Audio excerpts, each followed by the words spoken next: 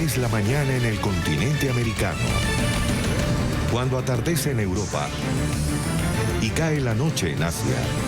Así despierta el continente americano y transcurre el día y la noche en el resto del mundo. La mañana. Dorian continúa su paso devastador por el Caribe. El huracán de categoría 5 azotó a las Bahamas el domingo con feroces vientos y lluvias, destruyendo todo a su paso por el archipiélago. Un niño de 7 años fue reportado como la primera víctima mortal. Entre tanto, los residentes de Florida se preparan para un posible impacto en donde se espera una intensa marejada ciclónica que supere hasta 6 o 7 metros por encima del nivel habitual. Al menos 1.200.000 estadounidenses están bajo orden de evacuación en los estados de Carolina del Sur, Georgia y Florida.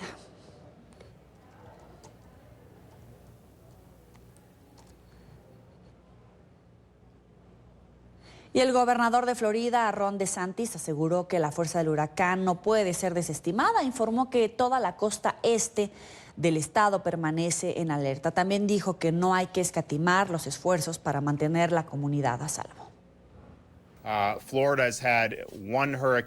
Florida ha tenido un huracán en su historia, el huracán del Día del Trabajo de 1935, que llegó a ese nivel y fue una destrucción total, así que la fuerza de esta tormenta no puede ser subestimada. Se ha emitido una alerta de huracán para la costa este de Florida, desde el norte de Deerfield Beach hasta la línea del condado de Volusia-Brevard. También se ha emitido una alerta de marea de tempestad para esas mismas áreas. Una advertencia de esa tormenta tropical está en efecto para el norte de Deerfield hasta Sebastian Inland. En resumen, ustedes van a ver que estos relojes y advertencias aumentan en la costa este de Florida. Creo que muchos de los condados están ejecutando sus planes de evacuación. Creemos que es lo prudente, pertinente y lo apoyamos.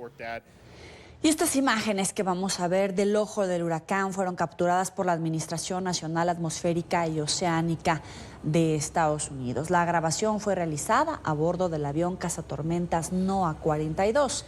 Durante el vuelo se recopilaron datos meteorológicos sobre el intenso ciclón.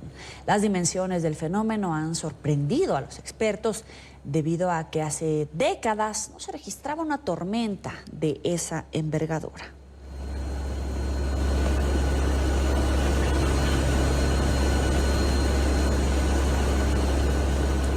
Y de acuerdo con el pronóstico de las autoridades meteorológicas, Dorian permanecería hasta las horas de la tarde de este lunes sobre las Bahamas, ahí lo tiene, para luego desplazarse hacia la costa este de Florida. La posibilidad de que el poderoso huracán toque tierra en el estado costero sigue presente. Se prevé que el martes, que mañana, el ciclón gire hacia el norte y suba por la costa de Florida como categoría 4. Dorian continuará produciendo vientos de huracán a medida que avanza hacia el norte, donde podría continuar debilitándose. Asimismo, habrá un riesgo creciente de vientos fuertes y mareas de tormenta peligrosa a lo largo de las costas de Georgia, Carolina del Sur y Carolina del Norte.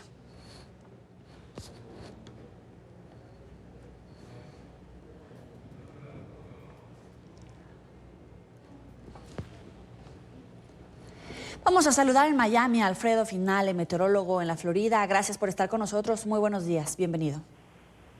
Sí, efectivamente, muy buenos días para ustedes. Bueno, pues ya los escuchaba precisamente hablando de todo lo que ha sido la vigilancia sobre este peligrosísimo huracán, que incluso en el último informe del Centro Nacional de Huracanes se ubica solo a unas 120 millas al este de la ciudad de Palm Beach, en la costa este de la Florida, y alrededor de 35 millas al este-noreste de Freeport, en las Bahamas, es decir, en la isla de Gran Bahama.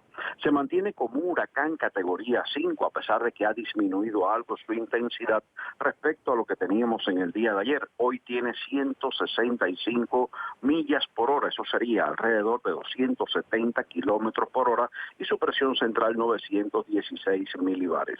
Algo muy importante es significar que está prácticamente casi estacionario, se mueve al oeste a razón de 1 milla por hora.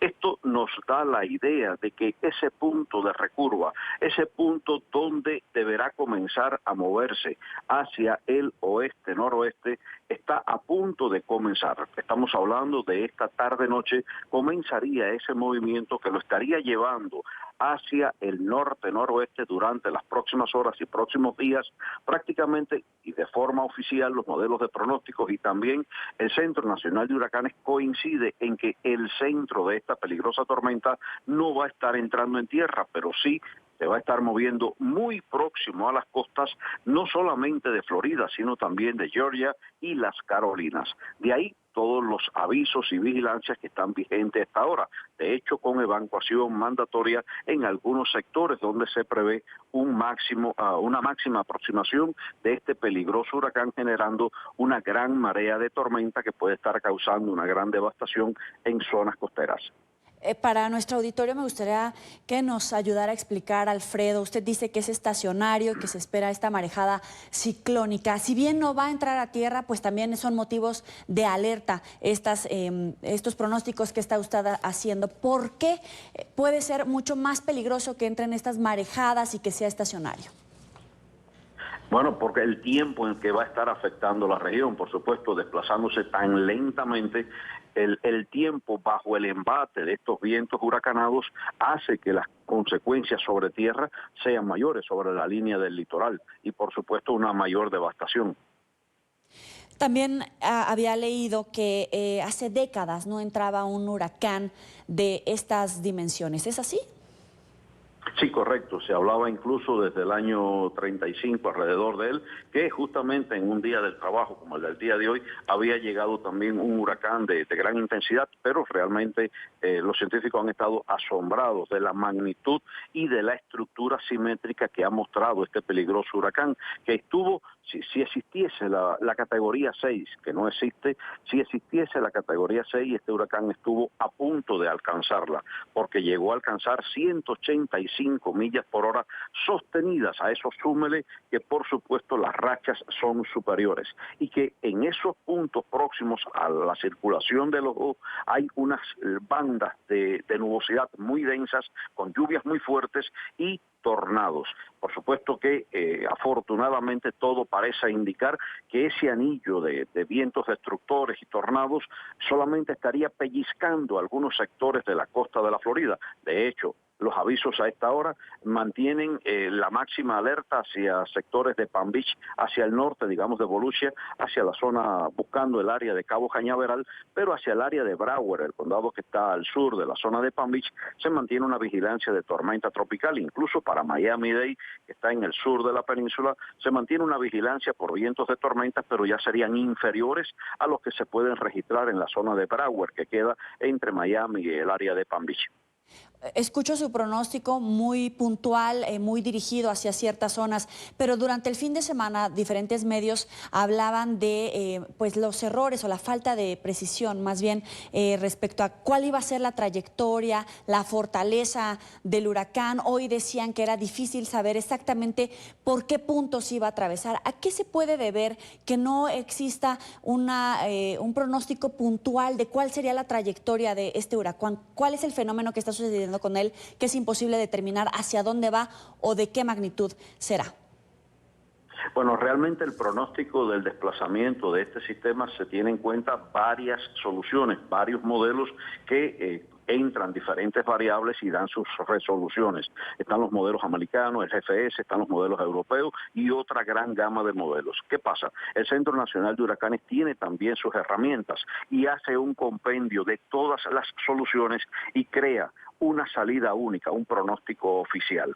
¿Qué pasa? Que los pronósticos, a medida que ha ido pasando los días, incluso mirando hacia atrás, hemos visto fluctuaciones, no solamente en la intensidad, sino también hemos visto cómo ha estado cambiando su dirección. Al inicio se pensaba que iba a estar cruzando por los mares al sur de Puerto Rico y luego sobre República Dominicana. Sin embargo, se fue desplazando mucho más hacia el este, dejó Dominicana fuera de su influencia influencia y dejó a Puerto Rico fuera de su influencia, pasando por las Islas Vírgenes. Entonces, teniendo en cuenta las características que ha tenido este sistema, es que no se arriesgan a emitir un pronóstico donde no hay una claridad ni tampoco una coincidencia en todos los modelos hacia dónde puede estar llevándose.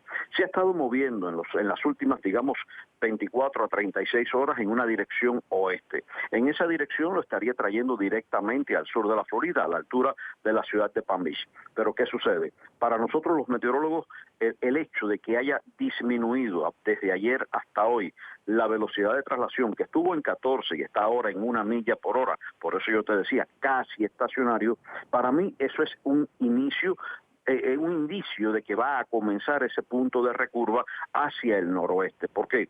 Porque de la misma forma que un carro en una autopista para coger una curva cerrada tiende a disminuir la velocidad, bueno, pues llevando esa misma similitud a la naturaleza, un huracán, a pesar de que sea un huracán categoría 5, cuando va a iniciar la recurva, climatológicamente siempre vemos esa disminución, incluso esta posición de casi estacionario antes de reanudar la recurva. ¿Qué pasa? Hay 3 factores que nos indican que la recurva va a ser hacia el noroeste, por la zona de la corriente del Golfo sin llegar a tierra. Y es, en primer lugar, que las altas presiones están retiradas y muy débiles. No le hacen bloqueo de ningún tipo para que no haga esta recurva. En segundo lugar, por efectos de Coriolis. Y en tercer lugar, al moverse de las Bahamas al estrecho, a la zona a los mares, entre las Bahamas y la Florida, estaría montándose en la corriente del Golfo, una poderosa corriente que se mueve hacia el norte y que contribuiría a que se desplace más hacia el noroeste en este caso. Le agradezco a Alfredo Finale, meteorólogo, por este reporte tan puntual, con tanta exactitud para nuestro auditorio. Muchas gracias. Gracias a ustedes. Hasta luego. Y avanzamos. Expertos esperan que esta noche el huracán Dorian de categoría 5, como usted ya lo escuchaba, empiece a debilitarse a medida que se acerca a la costa este de Estados Unidos. Sin embargo, la alerta se mantiene. Varias zonas de Carolina del Sur fueron desalojadas por prevención. Esta es una noticia en desarrollo con nuestra periodista Paola Serna. Paola, muy buenos días. Por lo menos 1.200.000 personas tienen una orden de desalojo, pero ¿cómo está a esta hora el reporte que tú nos tienes? Muy buenos días. Les comento primero que estamos en uno de los refugios que han sido habilitados aquí en la zona de Palm Beach, donde nos encontramos. Son 9 refugios en este momento que están recibiendo a cada una de las personas que lo necesiten o aquellos que deban evacuar. Es importante destacar que hay zonas dentro del condado de Palm Beach las cuales son obligatorias la evacuación, es decir, son áreas que tienen mucho riesgo debido a principalmente que las construcciones no cuentan con las medidas necesarias para soportar tipos de viento de tormenta tropical o tipos de huracán, que es lo que en este momento se está avisando aquí en el condado de Palm Beach. La gente que vive en casacarros, la gente que vive en estructuras débiles que se encuentran al lado de la costa o al lado del intracostal, pues deben evacuar. Es obligatorio y es por eso que ya se han habilitado estos refugios. Hemos hablado con algunas personas quienes han dicho, básicamente nos han comentado cómo es el proceso para ingresar en estos refugios y también cómo se preparan para proteger sus viviendas, las que no se encuentren, digamos, con las medidas necesarias para soportar unos vientos huracanados, por lo menos en la zona de Palm Beach. Hemos quitado todos los cristales, tapándolos con los colchones, los vidrios, quitar todo lo que es el alumbrado adentro completo, porque se puede armar corte, cualquier cosa. Bueno, y les comento que todavía el clima está, digamos, muy bien aquí en Palm Beach, en West Palm Beach, donde nos encontramos, algunas lloviznas, un poco de viento, pero se espera que en las próximas horas ya todo comience a empeorar. En los refugios es importante que las personas tengan en cuenta que no todos los refugios reciben mascotas, por ejemplo, que hay unos refugios que se encuentran mejor preparados para las personas que están enfermas o tienen algún tipo de discapacidad. Incluso envían autobuses a recoger a las personas que no se puedan trasladar. Hay unos refugios que tienen plantas de electricidad mayores y esto pues por supuesto es muy importante para las personas que tengan necesidades especiales. Es por eso que es importante que las personas se dirijan a las páginas de internet de cada uno de los condados para que sepan cuál es el refugio que le corresponde. No puedo darte una hora en la que estaremos cerrando, simplemente puedo decir que tiene que ver claramente con las condiciones climáticas. Hay gente que está trabajando y no podemos decir que vamos a cerrar en alguna hora. Hay mucha gente que está diciendo que puede ser sobre las 11 o 12 de esta mañana, pero ciertamente no podemos asegurar eso claramente. Si hay alguien que necesita algún tipo de refugio o que pueda ir a un refugio, vamos a estar disponibles. Pueden venir ahora si no se han registrado, pero necesitan condiciones médicas. Nosotros podemos brindar esa ayuda. Bueno, y les comento que además de Palm Beach, el condado de Martin y hasta las 2 de la tarde tienen obligatoriedad también el condado de Santa Lucía, de acuerdo con lo que ha dicho el gobernador, de evacuación. A las 2 van a estar abriendo los shelters o los refugios de Santa Lucía. Es importante que las personas también revisen el estado de los aeropuertos. El Aeropuerto Internacional de Miami ha dicho que está monitoreando la trayectoria de los vientos antes de decidir si continúan operando o si definitivamente cierran. El Aeropuerto Internacional de Fort Lauderdale ya ha dicho que cerrará las operaciones y lo mismo el aeropuerto de Palm Beach. Es por ahora la información desde West Palm Beach. Paola Serna, continúen con más desde nuestros estudios centrales. Buen día.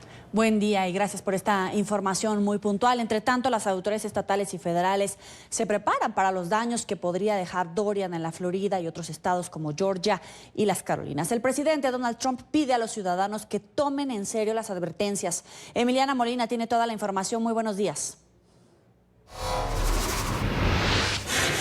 Joely, así es, ¿qué tal? Muy buenos días. Pues recordemos que el huracán continúa a esta hora estancado en las islas de las Bahamas y según el Centro Nacional de Huracanes, este huracán ya se está movilizando alrededor de 1 milla por hora o casi 2 kilómetros por hora. De hecho, están alertando de destrucción extrema, especialmente en las Bahamas, y la Cruz Roja dice que estiman que hay al menos unas 13,000 viviendas que están completamente destrozadas hasta el momento. Sin embargo, no se podrá saber con certeza el nivel de destrucción hasta que pase por completo el huracán. Recordemos que partes de las islas se encuentran en este momento en el ojo, que es la parte más calmada de estos desastres naturales. Ahora, para ponérselos en perspectiva, el nivel al que se está movilizando este huracán es bastante lento. De hecho, usted puede caminar mucho más rápido que el huracán y los vientos con fuerzas huracanadas o con fuerzas de tormenta tropical se van a poder sentir hasta una distancia de 140 millas o unos 220 kilómetros. Para darle una imagen más o menos, pues la Florida, el estado de la Florida de ancho es de 160 millas de ancho o unos 258 kilómetros.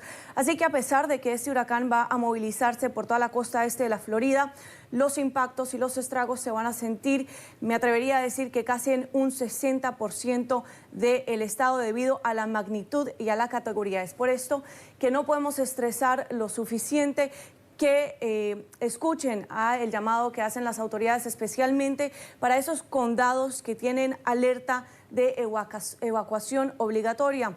Escuchemos lo que dijo el mandatario estadounidense Donald Trump en las últimas horas sobre cómo están cooperando con las autoridades federales y lo que podemos esperar. Pido a todos los que están en el camino del huracán Dorian que escuchen todas las advertencias y órdenes de evacuación de las autoridades locales. Parece que van a tener que estar dándoles por desgracia y debemos observar. Ha estado al acecho, se ha estado construyendo por ahí, se ha estado moviendo muy lentamente. Es una cosa mala, no una cosa buena. Cuando más lento se mueve, más grande es y más grande se hace. Pero queremos minimizar cualquier riesgo innecesario para el público. Nuestros valientes y primeros auxilios han estado trabajando muy duro con el gobernador Ron DeSantis de Florida en conseguir combustible, conseguir gasolina, porque nunca han visto nada igual. Y el mandatario estadounidense Donald Trump no tiene eventos públicos el día de hoy, pero estaremos pendientes a cualquier tipo de mensaje que le envíe a los ciudadanos estadounidenses para que estén alertas. Recordemos también, y cabe mencionar, que el huracán Florence, que recordemos fue de una categoría 4, se desplazaba también bastante lento por las Carolinas, y esto fue lo que causó una devastación catastrófica en esos estados, y es por eso que hay que tener bastante precaución también con este huracán Dorian mientras se aproxima a la Florida. Esta es toda la información que tenemos en directo desde Washington. Joely, regreso con ustedes. Gracias, Emiliana. Como siempre, un gusto saludarte. Muy buen día para ti. Antes de irnos al corte comercial, vamos a esta hora.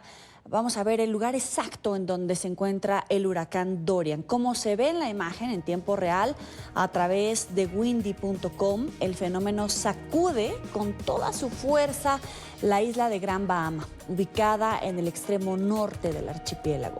El ciclón permanece a 200 kilómetros de distancia de la costa de Florida, aproximadamente.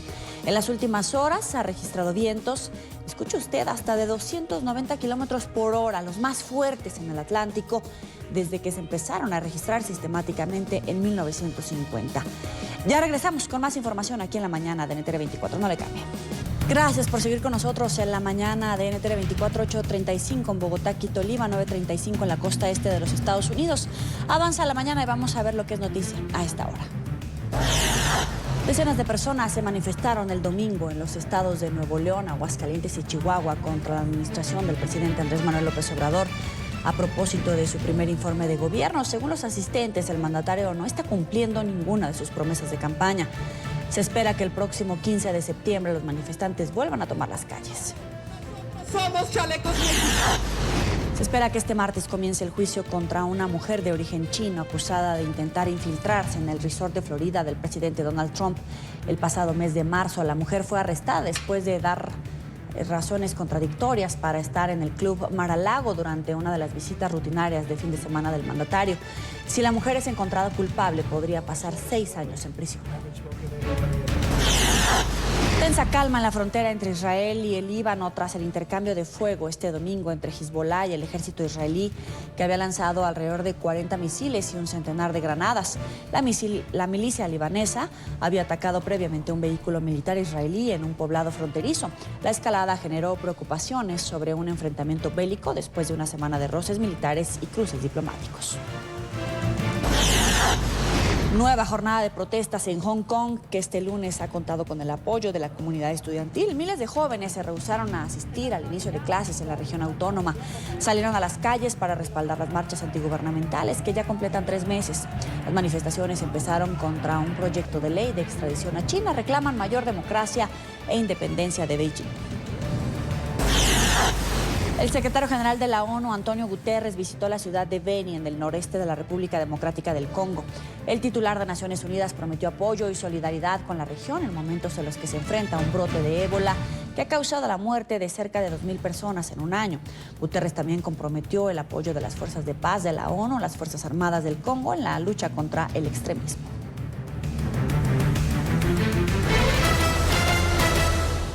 La destrucción del aparato económico es una de las principales razones que ha llevado a millones de venezolanos a la migración descontrolada. Analistas consideran que la cifra de ciudadanos que se van del país seguirá creciendo hasta que no se logre un cambio de gobierno. En Caracas, Oliver Fernández tiene toda la información. Muy buenos días, Oliver.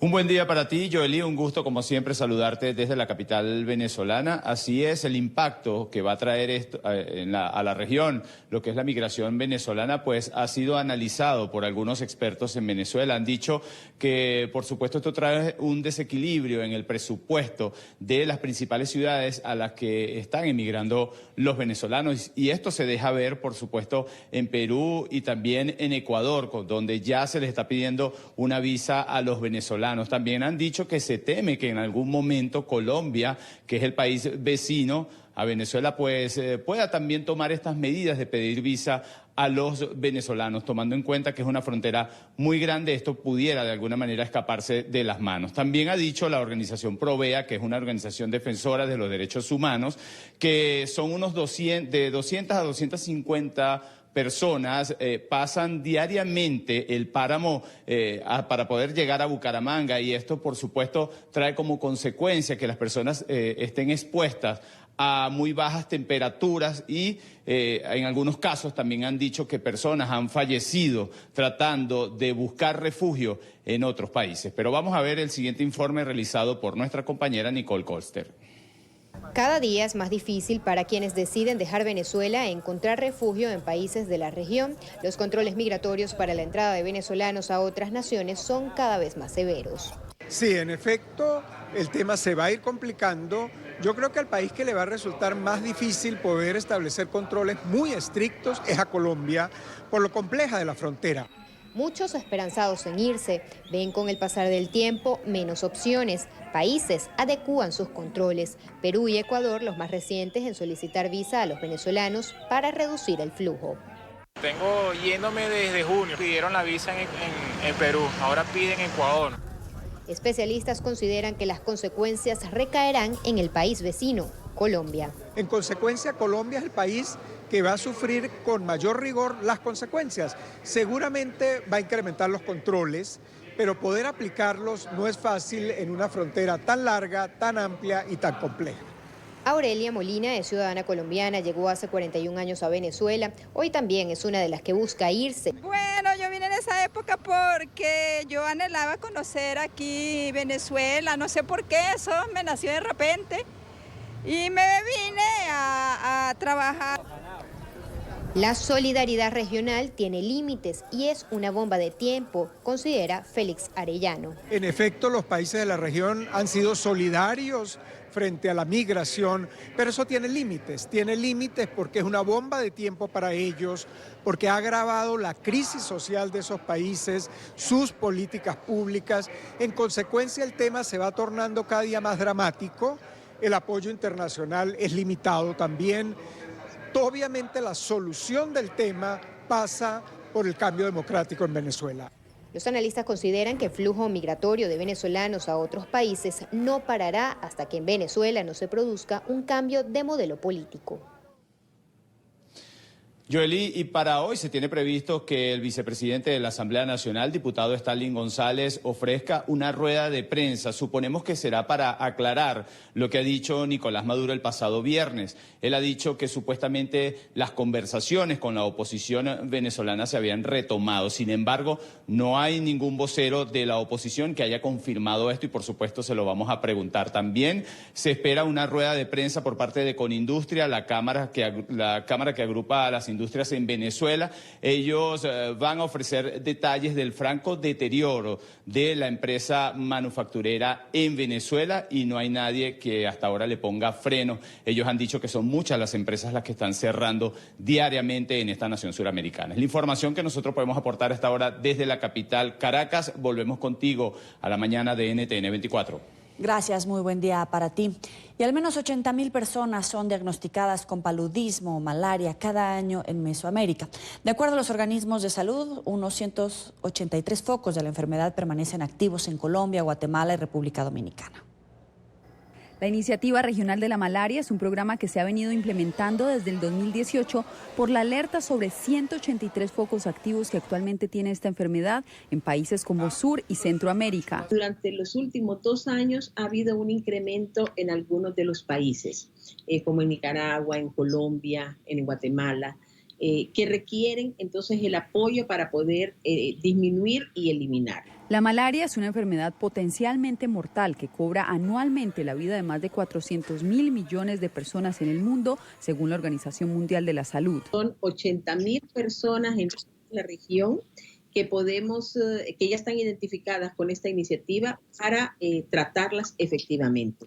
Hay más de 50 millones de personas que están en riesgo de ser contagiadas. Debido al aumento del paludismo en la región, nació la IREM, una alianza público-privada impulsada por el Banco Interamericano de Desarrollo, que busca reducir a cero el número de casos de malaria en Mesoamérica para el año 2022. Se establecen 10 metas con cada país y hay fondos disponibles para las operaciones, o sea, para que haya personal comunitario que busque cada caso en las comunidades, para que exista el tratamiento, la capacitación a los médicos, a las enfermeras. Expertos recomiendan que se realicen fumigaciones dentro de las casas y se utilicen mosquiteros o toldillos para evitar la picadura del mosquito transmisor de la enfermedad.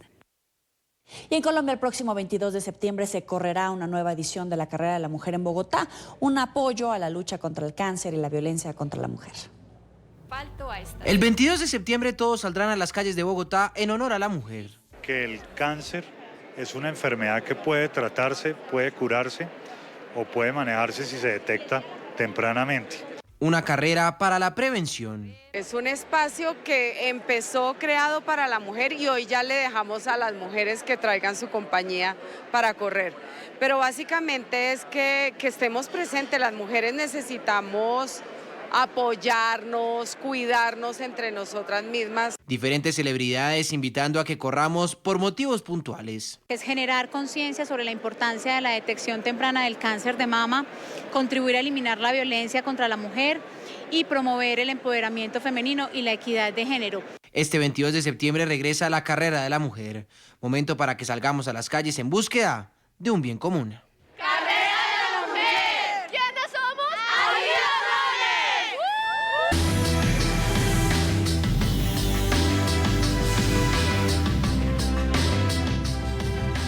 España comienza un nuevo ciclo político con varias encuestas de intención de voto que aseguran que el Partido Socialista ganaría unas nuevas elecciones generales. Los comicios podrían repetirse en noviembre si hasta el 23 de este mes no hay un acuerdo para formar gobierno. La noticia la tiene Marcelo Moncayo desde Madrid. Adelante, Marcelo.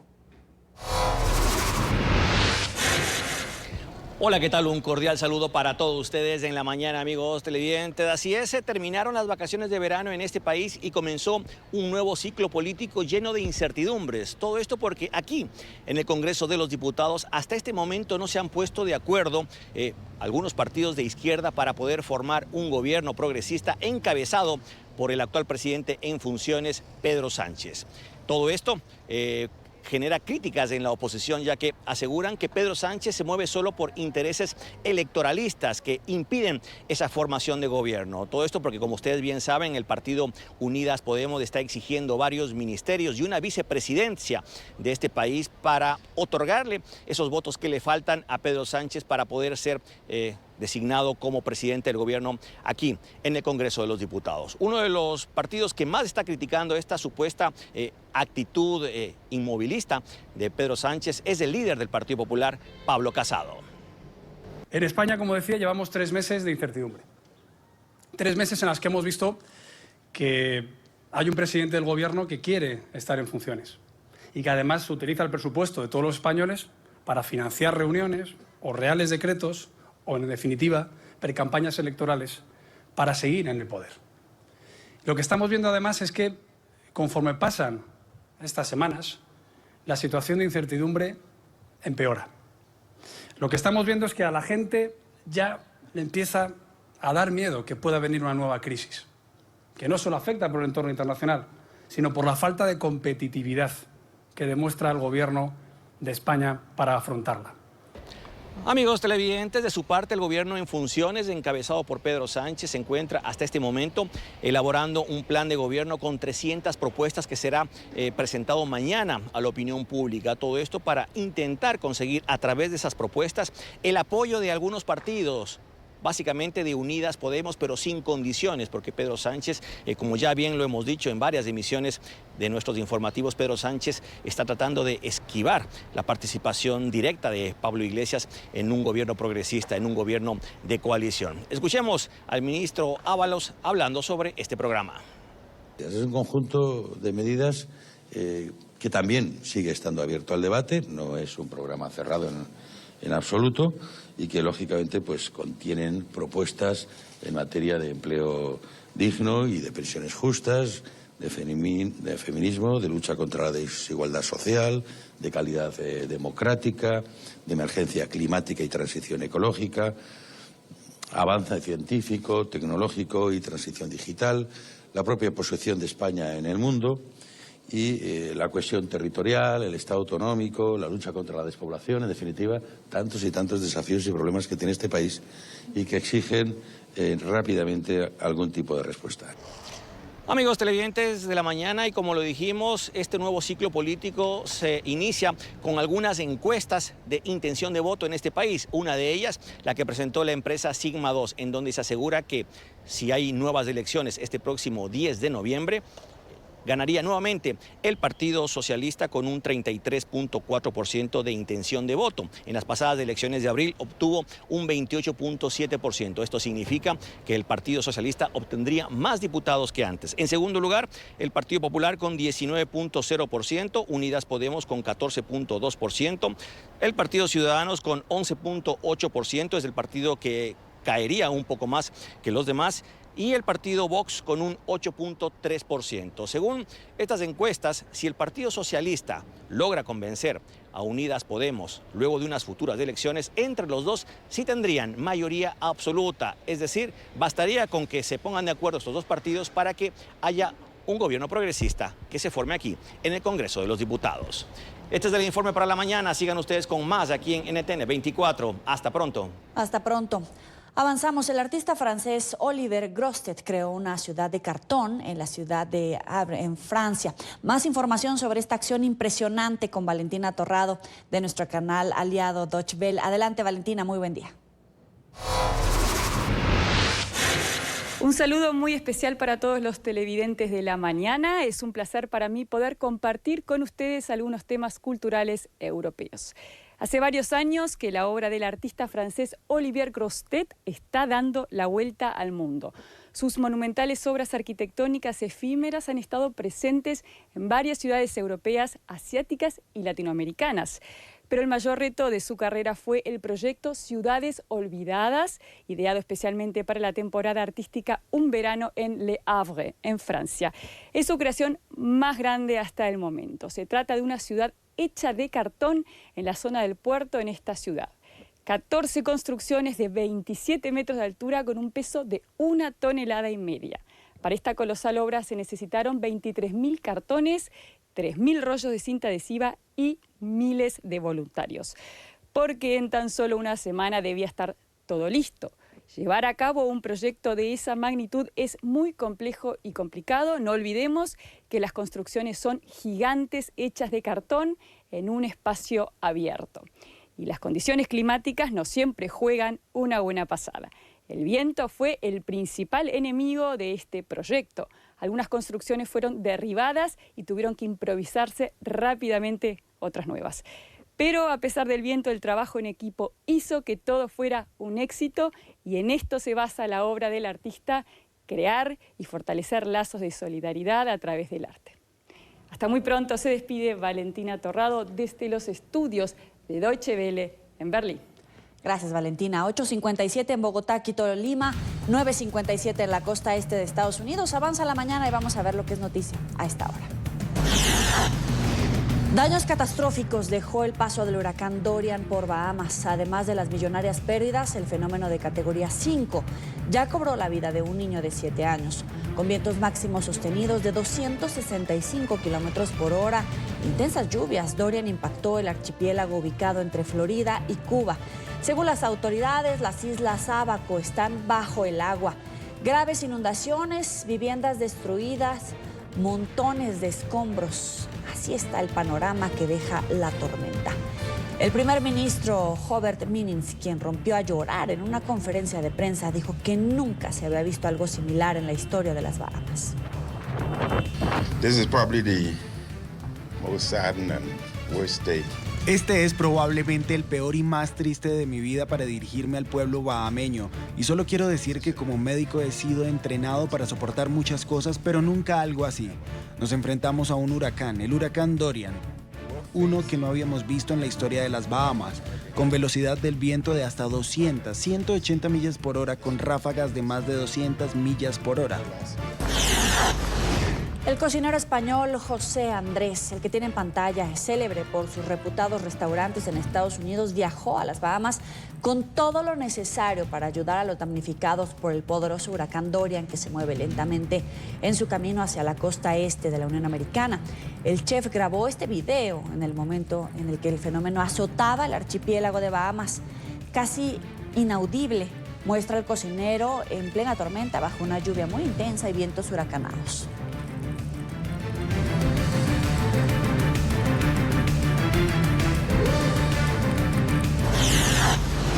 Se espera que el huracán Dorian se acerque a la costa este de Estados Unidos y que entre hoy por la noche y este martes en la mañana, pero es difícil predecir si tocará tierra y dónde. Los expertos creen que el fenómeno cause una marejada ciclónica. Las marejadas ciclónicas son comparadas con los tsunamis y los fenómenos más peligrosos causados por los huracanes. Dorian es categoría 5, la más alta de la escala, y podría provocar daños importantes en viviendas, edificios industriales y otro tipo de inmuebles pequeños, además de inundaciones. Este lunes, aeropuertos como el de Orlando tienen cerradas las operaciones hasta el mediodía mientras se suspenden los servicios de trenes. Miami quedó fuera de los patrones de trayectoria de Dorian después de que el fenómeno girara hacia el este domingo. Y en Carolina del Sur, que espera la llegada de Dorian el próximo jueves, ordenaron ya la evacuación obligatoria de más de 800,000 personas en áreas costeras. También evacuaron 200 hospitales y residencias. Este lunes, escuelas e instituciones públicas permanecen cerradas en al menos 8 condados del estado. En la vecina Georgia, 540,000 personas han recibido orden de evacuación. A otras noticias, las autoridades de Texas identificaron al autor del tiroteo masivo que se produjo el pasado sábado en ciudades de Midland y Odessa. Seth Aaron Ator, de 36 años, vivía en Odessa. Tenía antecedentes penales, entre ellos por allanamiento de morada en 2001, y luego fue acusado de evadir un arresto. El hombre blanco fue abatido por la policía después de asesinar a 7 personas y herir a 22 más. El motivo del tiroteo se desconoce hasta este momento. Y en el hospital se encuentra el actor estadounidense Kevin Hart. El artista sufrió un accidente automovilístico en California. Según la policía, el vehículo en el que viajaba se estrelló en una zanja. El cómico, considerado en 2017 el mejor pagado de la industria estadounidense, sufrió graves lesiones en la espalda. El gobierno de Argentina refuerza los controles cambiarios en medio de la profundización de la crisis económica en ese país. En un intento de frenar la escalada del precio del dólar y la fuga de divisas, el Banco Central ahora deberá autorizar la compra de moneda extranjera y las transferencias al exterior. Además, los ciudadanos particulares solo podrán comprar máximo $10,000 al mes. El decreto en vigor desde este lunes fue firmado por el presidente Mauricio Macri, quien aspira a la reelección en octubre. El mandatario había levantado los controles cambiarios impuestos por el kirchnerismo cuando asumió el poder en 2015. Y el ex primer ministro británico Tony Blair ha señalado este lunes que un Brexit sin acuerdo sería tomar un camino imprudente. En un discurso ante el grupo de expertos del Instituto de Gobierno en Londres, Blair incluso advirtió al Partido Laborista evitar que el actual primer ministro Boris Johnson celebre elecciones generales. Blair acusó a Johnson de tender una trampa al tratar de parecer empujado a unas elecciones generales mientras se prepara activamente para una. Boris Johnson knows that if no deal Brexit stands on its... Boris Johnson sabe que si el Brexit sin acuerdo se sostiene por sí solo como una propuesta, bien podría fallar. Pero si lo mezcla con la pregunta del Brexit y la cuestión del líder de la oposición, Jeremy Corbyn, en una elección general, podría tener éxito, a pesar de que la mayoría está en contra de un Brexit sin acuerdo, porque algunos pueden temer más a Corbyn como primer ministro. Downing Street, el centro neurálgico del gobierno británico durante casi 300 años, tiene a este nuevo residente. Es oficial, el recién llegado es un cachorro de Jack Russell de 15 semanas de edad que fue adoptado por Boris Johnson y entregado este lunes en la residencia oficial del líder británico. El perro, que aún no tiene nombre, proviene de una organización benéfica de rescate de animales en el sur de Gales. Downing Street ya tiene un gato, además, también residente. Su nombre es Larry. El animal ya ha sobrevivido a 2 ex primeros ministros, David Cameron y Theresa May. Sorpresa en el Abierto de Estados Unidos. Novak Djokovic se retiró en los octavos de final cuando estaba 2 sets por debajo del suizo Wawrinka. El número 1 del mundo, que tenía dolor en el hombro izquierdo, tomó la decisión después de jugar 1 hora y 46 minutos frente a su oponente de 34 años y quien ha ganado ya 3 títulos. El tenista serbio expresó su frustración al término del encuentro de anoche en Nueva York. Yeah, it is frustrating. Very frustrating, obviously. Sí, es frustrante, muy frustrante. Obviamente no soy el primero ni el último jugador en lesionarse y ya sabes, retirarme de uno de los eventos más importantes del deporte, pero obviamente acabo de salir de la cancha, por supuesto que duele. Gracias por seguir con nosotros en la mañana de NTN 24. Vamos con más información. Un sueño que se convirtió en pesadilla es como ha descrito una joven migrante venezolana su experiencia. Ella espera su cita en la Corte de Inmigración estadounidense tras llegar al estado fronterizo de Tamaulipas, esto es en México, donde afirma que el temor con el que salió de Venezuela la sigue acompañando. Sin cordones en los zapatos, cambio de ropa, comida o techo para dormir, esta joven venezolana, a quien llamaremos Melissa, se aferra a la esperanza que, según ella, le queda tras ser regresada a Nuevo Laredo, México. Aquí debe esperar la decisión a su petición de asilo político, aún pendiente, al otro lado de la frontera, a donde llegó y aún no entiende por qué no fue aceptada. En mi vida pensé que esto iba a ser, como dicen, el sueño americano. Para mí, sí, a pesar de todo, ha sido la pesadilla americana, ¿no? Así testimonió a La Voz de América esta joven opositora del gobierno en disputa de Nicolás Maduro, quien explicó lo que la motivó a salir de Venezuela. Porque me da miedo y terror que me maten. Consecuencia de su activismo, afirma. Hacer la portavoz de que ese gobierno maltrata, humilla, amenaza, de que tiene todos los poderes públicos a su favor.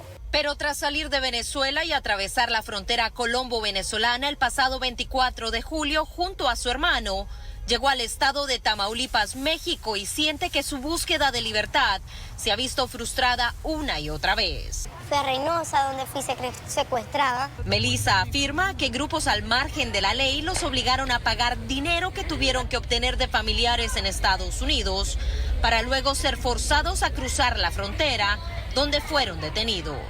Fueron días de frustración, fueron días de tristeza, fueron días de no saber nada, ni de mi familia, ni ellos míos, ni yo de ellos. Aún así, Melissa tenía la esperanza de poder encontrarse con sus 3 hermanas en territorio estadounidense. Con expectativas de que al llegar al momento de mi entrevista de miedo creíble, yo me iba a quedar en ese país. Y pues así no fue.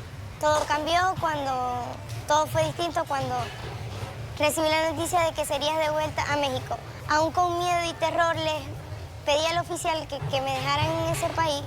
Ellos decían que no, que yo debía volver a México porque eso eran sus acuerdos con el gobierno. La administración Trump ha defendido el protocolo para protección a migrantes, asegurando que garantiza que personas como Melissa, quienes están pidiendo asilo, no evadan presentarse ante la Corte de Migración y se queden de manera irregular dentro de Estados Unidos.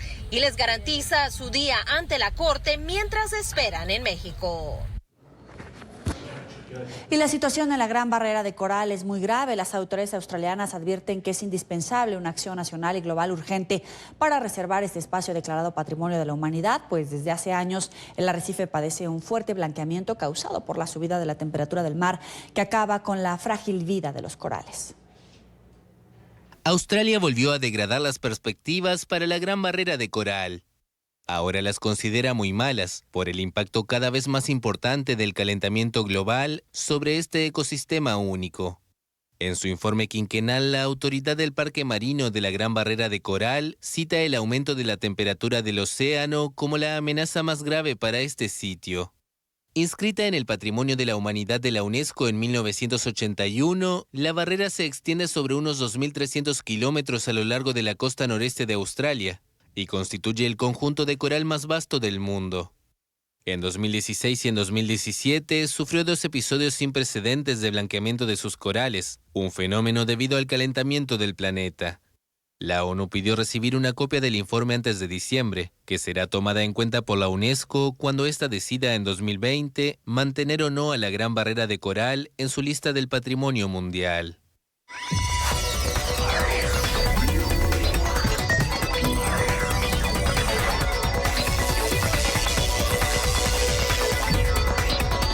Ciencia, salud y tecnología en la mañana de NTN 24. Colombia tiene hoy uno de los índices más bajos de donación de órganos y aunque en los últimos años los esfuerzos por mejorar la calidad y cantidad de trasplantes en la nación sudamericana han sido satisfactorios, todavía se requiere mayor apoyo en materia de reglamentación y concientización para atender la demanda actual. Ante el problema, organizaciones construyen entre sus aliados una estrategia que aumentaría la tasa de donantes y así poder reducir la cantidad de pacientes en lista de espera.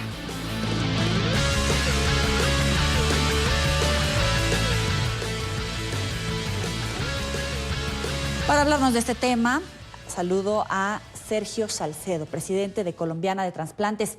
Gracias por estar aquí. Bienvenido. Gracias. Muy gentil por la invitación. Cuéntanos primero, ¿por qué la gente no donamos?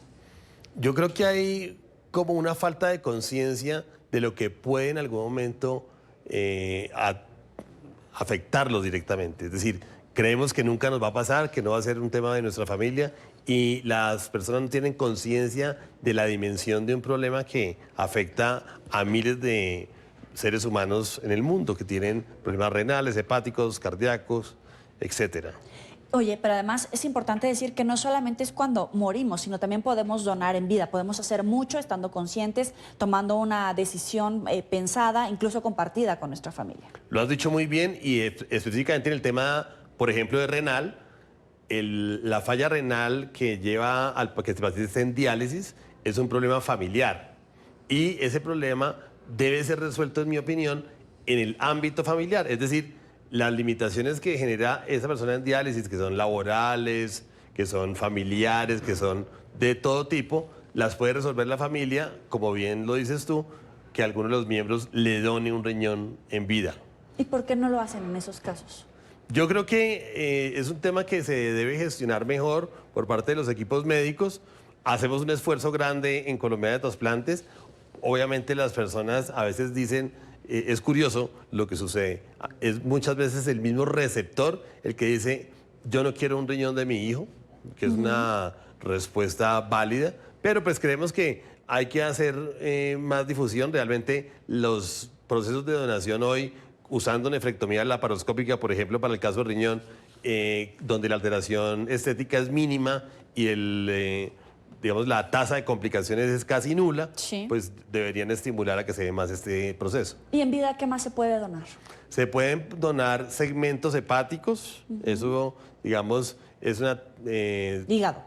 De hígado, para trasplante hepático. Se puede...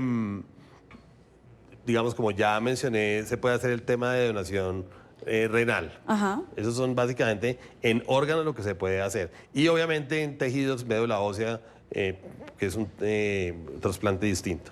Claro. Ahora, ¿cuánto es el tiempo de espera que puede permanecer una persona justo esperando un órgano?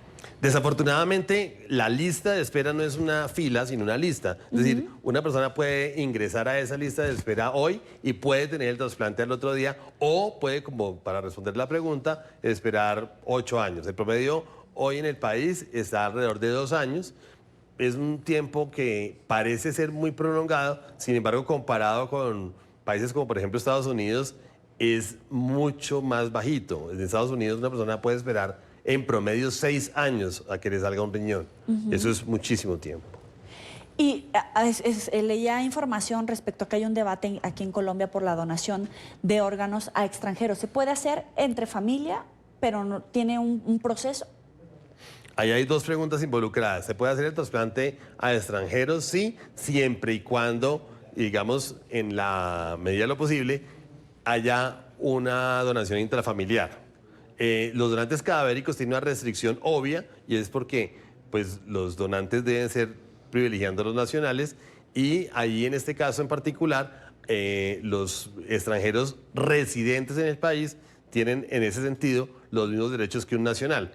Obviamente hoy nos estamos enfrentando a una situación digamos que coyuntural dado la enorme migración venezolana que trae impactos en el país en diferentes temas. Nosotros no somos la excepción y entonces lo que dice la legislación actual es los extranjeros residentes tienen el mismo derecho de un nacional Obviamente hay un debate por hacer. El jueves precisamente tenemos una discusión en Colombiana de Trasplantes, donde va a estar la Corte Suprema, el Instituto Nacional de Salud, y vamos a tener un conversatorio sobre lo que realmente debemos hacer. Es un debate que hay que dar.